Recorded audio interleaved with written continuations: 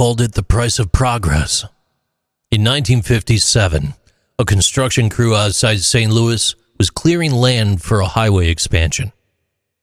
As their bulldozers moved deeper into the soil, they struck something harder than limestone: rows of metal caskets.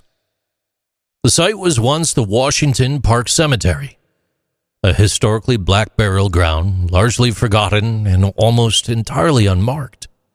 No signs, no plaques, no public record of how many were buried there.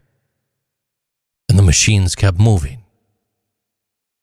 Moving graves is older than the interstate system.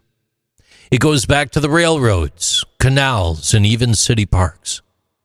In the 1830s, Manhattan's elite wanted a clean promenade, so they exhumed hundreds from the old burial ground and relocated them without ceremony.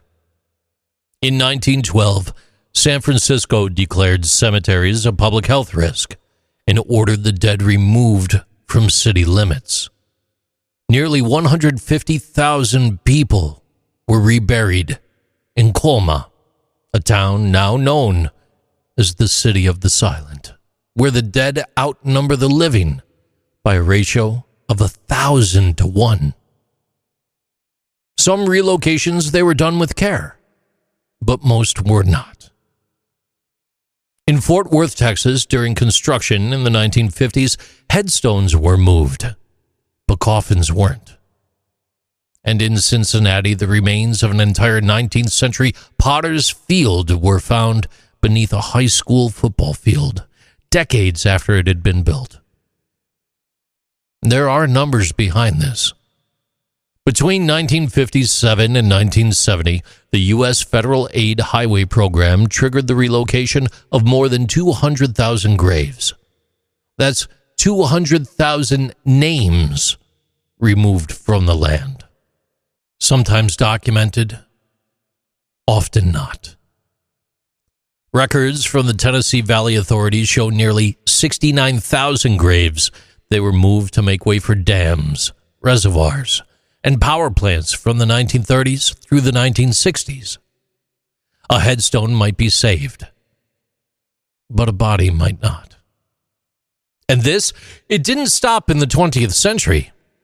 In 2018, developers in Virginia uncovered dozens of unmarked graves on land that they planned to turn into new townhomes.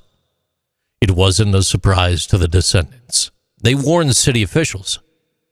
The graves belonged to enslaved people and sharecroppers buried on the former Oak Hill plantation. Their names weren't carved into stone, but they were remembered by local families who knew exactly what was there and exactly what was about to be paved over.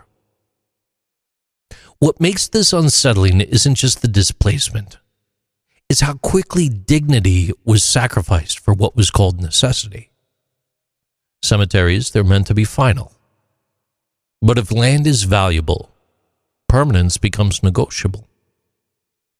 And once a headstone's removed, memory gets erased, one scoop of dirt at a time. There's a deeper question beneath it all. Whose resting place is allowed to rest? Whose history is preserved? And whose is cleared for a new foundation? You don't need to stand on sacred ground to feel the weight of it. Sometimes you're driving over it. These are Interesting Things with JC.